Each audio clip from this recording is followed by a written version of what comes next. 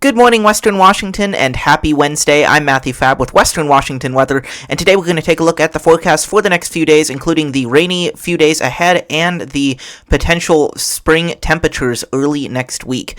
So starting here with the satellite imagery, you can see we have a frontal system moving toward the northwest right now. You can see the clouds offshore moving inland there. You can also see a lot of snow cover over parts of the Intermountain West there and some of eastern Washington. This frontal system will impact us over the next couple of days. Taking a look at the radar right now, you can see some light rain at times moving into western Washington.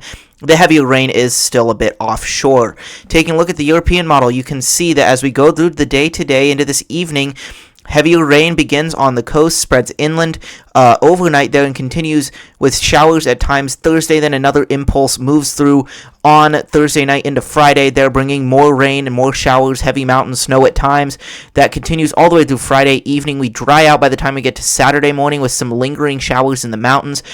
And then you can see we have some showers at times Saturday afternoon, and then our next area of rain moves in late Saturday night into Sunday. Heavy rain, mountain snow at times through the day Sunday into Monday there. And you can see as we get to about Monday afternoon, those showers start to clear out and we start to have this big ridge building. This is going to bring some really nice temperatures next week, potentially 70 degrees for Seattle. So we'll take a look at that in a moment here.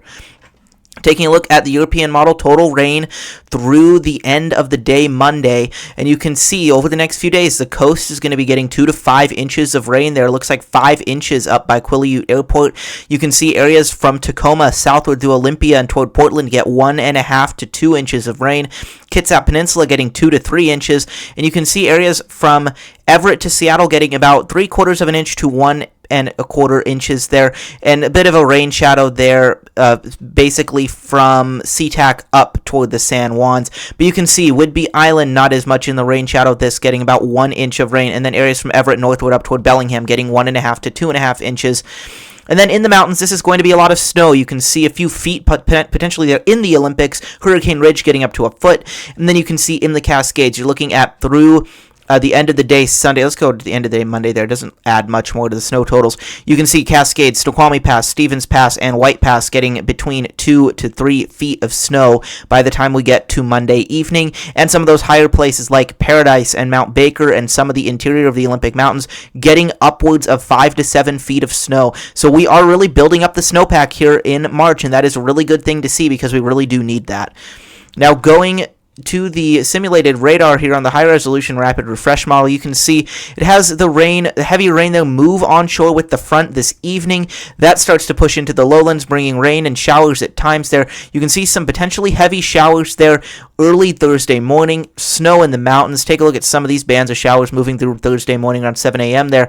And then you can see as we go through the evening hours that rain starts to pick back up by the time we get to 4 to 5 p.m. there across the whole region.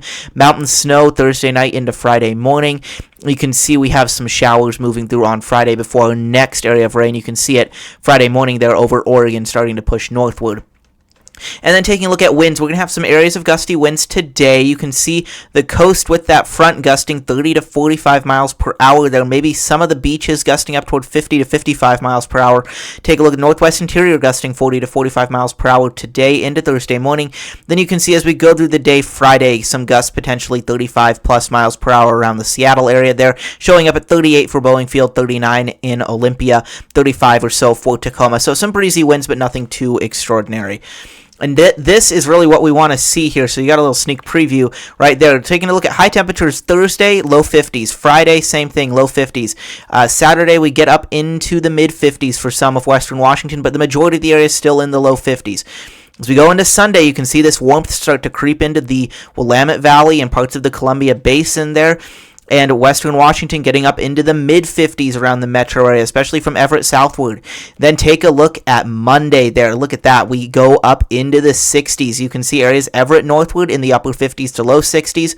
Areas from Everett south down toward Portland in the mid-60s, potentially some low 70s there in southwest Washington. Even the coast getting up into the upper 50s. Take a look at Tuesday, though. This is probably going to be the warmest day across the region. We're pushing 70 degrees across most of the interior lowlands here of western Washington. Down toward Kelso and Portland, Vancouver, there you're looking at highs in the mid-70s. And then you can see from Everett northward, you're still going to be in the mid-60s there, maybe some upper 60s, closer to the foothills. And taking a look at Wednesday, remains quite nice across the area, upper 60s across most of western Washington and low 70s across the Willamette Valley, even the coast in the 60s there on Wednesday, before we start to cool down pretty dramatically as we go into Thursday. They're back to the mid to upper 50s, and by Friday, we're still in the mid 50s, and then next Saturday, we remain about there in the mid 50s, but we are going to be getting a little bit more rain into the area by that point. So bottom line, definitely be looking forward to Monday, Tuesday, and Wednesday of next week. Those really nice temperatures in potentially the mid-60s to low 70s across the Seattle metro and most of western Washington. And then taking a look at this on the European Model Ensemble forecast, it runs the same forecast, slightly changed 50 different times to give you an average. And you can see there, as we look at these 3 warm days, Monday, Tuesday, and Wednesday there is good agreement on temperatures being at least in the mid-60s. Then you can see a few showing up in the 70s there for SeaTac Airport. So we definitely got to watch this. We got a little bit to go, but we will likely have some nice warm temperatures to start next week.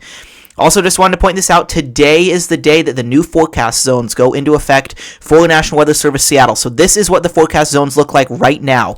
But as I slide this across, you can see the new forecast zones. You can see they're much more based on geography and not political borders. So we go back, current zones, you can see they've got a lot of straight lines or based on the boundaries between different counties and stuff like that. But then we go into the new zones. They're based on elevation, on where different weather impacts occur.